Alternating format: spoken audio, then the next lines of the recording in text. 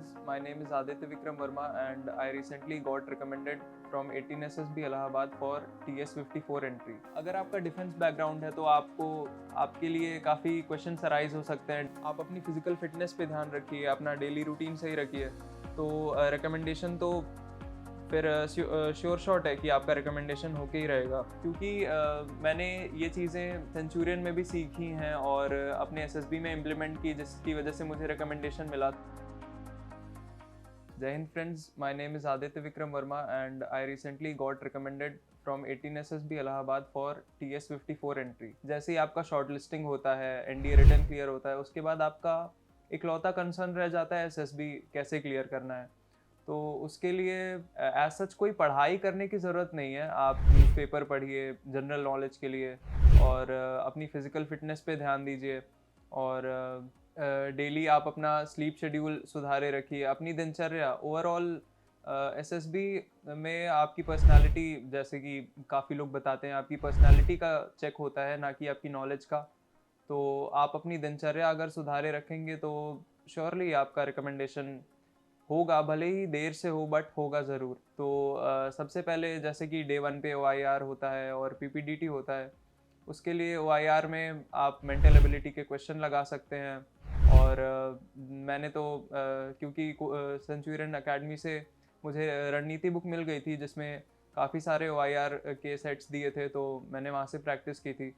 फिर पीपीडीटी, आपका पिक्चर का जो परसेप्शन है वो काफ़ी इम्पोर्टेंट है, क्योंकि अगर आपकी स्टोरी मैच नहीं करेगी पिक्चर से, तो नरेशन आप अच्छा करेंगे या फिर डिस्कशन में आप अच्छा करेंगे, तो मुझे मेरे अकॉर्डिंग उसका उतना इम्पैक्ट नहीं पड़ेगा। अगर आपकी स्टोरी टू द पॉइंट है, एकदम पिक्चर से रिलेट कर रही है, तो आपका नरेशन और डिस्कशन थोड़ा डामाडोल भी जाएगा तो भी काम चल जाएगा, आपका स्क्रीन इन आप हो जाएंगे।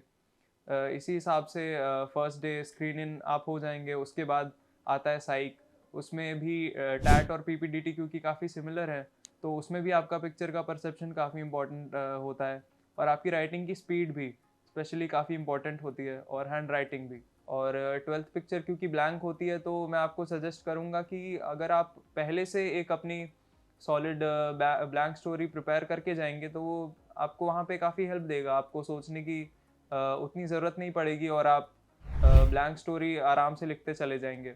और बाकी आप अपना माइंडसेट पॉजिटिव रखिए, ताकि आपका जो परसेप्शन है, आप जो परसीव करें पिक्चर से, वो पॉजिटिव चीज़ें ही परसीव करें, क्योंकि मेरे हिसाब से पॉजिटिव चीज़ें लिखना आपका माइंडसेट भी दिखाता है। और टैट और वैट, एसआरटी, इन सब में भी अगर आपका पॉजिटिव रिस्पॉन्स रहेगा तो वो काफ़ी मदद देगा आपको। और इंटरव्यू में भी अगर आपको अपने बारे में जानना काफ़ी इम्पोर्टेंट है, क्योंकि इंटरव्यू में पीआईक्यू से रिलेटेड काफ़ी कुछ पूछते हैं, काफ़ी कुछ क्या, ऑलमोस्ट पूरा इंटरव्यू ही पीआईक्यू पे बेस्ड होता है। और उसमें भी 2-3 जनरल अवेयरनेस के क्वेश्चन पूछ लिए जाते हैं, जिसके लिए मैंने ऑलरेडी बताया कि आप अगर अपने डेली रूटीन में न्यूज़पेपर पढ़ना शामिल करेंगे तो वो काफ़ी आपको मदद देगा। और मैंने पर्सनली सेंचुरियन जब मेरा बैच ओवर हुआ, उसके बाद मैं सुबह उठता था, रनिंग के लिए जाता था, एक्सरसाइज करता था, ताकि फ़िज़िकल फ़िट रहूँ और जीटीओ में अच्छा परफ़ॉर्म कर सकूँ। और न्यूज़पेपर भी पढ़ता था, और मेरी डाइट भी अच्छी थी। ये सब फिज़िकल फ़िटनेस में ही आ जाता है। और स्लीप शेड्यूल भी अच्छा था, और न्यूज़पेपर पढ़ा और प्रैक्टिस की। एसएसबी में जितनी भी चीज़ें हैं, आप उनकी प्रैक्टिस करके जाइए। फिर आता है आपका नरेशन और डिस्कशन। तो नरेशन के लिए अगर फ्लुएंसी काफ़ी इंपॉर्टेंट चीज़ होती है, तो उसके लिए आप मिरर के सामने खड़े होके भी प्रैक्टिस कर सकते हैं, जो कि हमें अभी बताया गया था, तो वो भी मैंने 2-3 बार किया था। फिर आता है डिस्कशन। डिस्कशन में कई बार लोग बताते हैं फिश मार्केट बन जाता है और आपको बोलने का मौका नहीं मिलता। तो आपको फिश मार्केट तो ऑलमोस्ट हर जगह बन ही जाता है, तो आपको वो अपॉर्चुनिटी ग्रैब करनी है, क्योंकि यहाँ भी जैसे बताया गया था कि बीच में कुछ 1-2 सेकंड के लिए सन्नाटा होता है, तो उसमें अगर आप अपना अच्छा पॉइंट बोल देंगे, तो वो आपके काफ़ी फ़ेवर में चला जाएगा। पीपीटीटी में अगर आपने अच्छा परफ़ॉर्म किया है, आपने अच्छी कहानी लिखी है, और डिस्कशन, नरेशन आपका ये सब अच्छा हुआ है, तो आपका स्क्रीन इन होना तो पक्का है। और अगर आप ये सब टिप्स फॉलो करेंगे, जैसे कि पूरी कहानी आपने लिख ली और डिस्कशन में आपने अच्छे 3-4 पॉइंट्स दे दिए। अगर आपको नॉमिनेट भी कर लिया जाता है स्टोरी बोलने के लिए, तो आप अपनी स्टोरी बोलने की बजाय जो भी ग्रुप डिस्कशन में हुआ, वो आप बोलेंगे, तो वो काफ़ी इफ़ेक्टिव रहेगा। क्योंकि ये आपका टीम वर्क दिखाता है और ये नहीं दिखाता कि आप काफ़ी सेल्फ सेंट्रिक। जीटीओ में ग्रुप टास्क और जितने भी आपके कमांड टास्क होते हैं, उसमें आपका रस्सी बांधना और प्लैंक और जितने भी पाइप होते हैं उनको बांधना काफ़ी इम्पोर्टेंट है, ताकि जल्दी बांधना और सही आइडिया इम्प्लीमेंट करना उसके लिए, ताकि आपका टाइम बच सके। तो उसके लिए आप घर पे भी रोप बांधने की प्रैक्टिस कर सकते हैं। जैसे कि आपके पास अगर कोई स्ट्रेट पाइप है तो आप उसमें कई तरह की नॉट्स प्रैक्टिस कर सकते हैं। इंडिविजुअल ऑब्स्टिकल के लिए मैं एक ही चीज़ सजेस्ट करूँगा कि आप सुबह उठ के रनिंग और एक्सरसाइज कीजिए, जिससे आपका स्टैमिना काफ़ी बढ़ जाएगा। क्योंकि इंडिविजुअल ऑब्स्टिकल में आपको 2.5 से 3 मिनट ही मिलते हैं, जिसमें आपको 10 ऑब्स्टिकल करने होते हैं।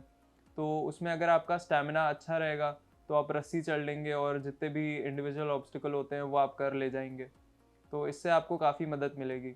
इंटरव्यू में आपका बॉडी पोस्चर काफ़ी मैटर करता है। आप के हैंड शेक तो नहीं कर रहे हैं, आपके पैर, ये सब जो भी एसेसर होते हैं वो ये सब चीज़ नोटिस करते हैं। तो आप स्ट्रेट बैठिए और बाकी आप ज़्यादा हैंड जेस्चर्स मूवमेंट करने की ज़रूरत नहीं होती है। वो आपके थॉट से इंटरव्यूअर एसेस कर लेता है आपको। अगर आपका डिफेंस बैकग्राउंड है तो आपको आपके लिए काफ़ी क्वेश्चंस अराइज हो सकते हैं डिफेंस से। जैसे कि आपसे गन्स के बारे में पूछ सकते हैं, तो आपको थोड़ा आर्मी नॉलेज और आप जिस भी फील्ड के लिए जा रहे हैं, एयरफोर्स, नेवी, इनके लिए, तो आपको उसका नॉलेज होना चाहिए, क्योंकि ये क्वेश्चन अराइज हो सकते हैं। जनरली तो पीआईक्यू से बाहर आपका इंटरव्यू नहीं जाता है, बट अगर ये सब नॉलेज आपके पास होगा तो आपका इंटरव्यू काफ़ी अच्छा चला जाएगा। सबकी स्ट्रैटेजीज़ अलग अलग होती हैं। ये तो मैंने अपना बेसिक आइडिया दे दिया जितना मैंने अपने एक्सपीरियंस से गेन किया था। और बाकी अगर आप इसमें कुछ ऐड ऑन करना चाहते हैं या फिर एडिट करना चाहते हैं तो आप बेशक वो कर सकते हैं, वो भी आपके लिए काफ़ी फ़ायदेमंद होगा। और क्योंकि मैंने ये चीज़ें सेंचुरियन में भी सीखी हैं और अपने एसएसबी में इम्प्लीमेंट की, जिसकी वजह से मुझे रिकमेंडेशन मिला, तो मैंने वो आपसे शेयर किया। तो ये आपके लिए काफ़ी बेनिफिशियल होगा। आप इसमें एडिट करके अपना अलग शेड्यूल बना सकते हैं, अपनी अलग चीज़ें आप इम्प्लीमेंट कर सकते हैं और एसएसबी में आपको ये वो काफ़ी काम आएगा। तो जिससे आपके रिकमेंडेशन के चांसेस काफ़ी बढ़ जाएंगे। थैंक यू एंड जय हिंद। अगर देश की वर्दी पहनना है आपका भी सपना, तो आपकी मंजिल तक पहुंचाने के लिए सेंचुरियन डिफेंस एकेडमी है आपके साथ, जो है एनडीए की सफलता में एक भरोसेमंद नाम। यहां आपको मिलता है बेस्ट मेंटर्स का मार्गदर्शन, regular classes, extensive study material, experienced SSB expert से training, largest GTO ground, weekly mock test और रेगुलर डाउट क्लियरिंग क्लासेस जैसी कई सुविधाएं, ताकि आपकी डिफेंस प्रिपरेशन हो पूरी A to Z।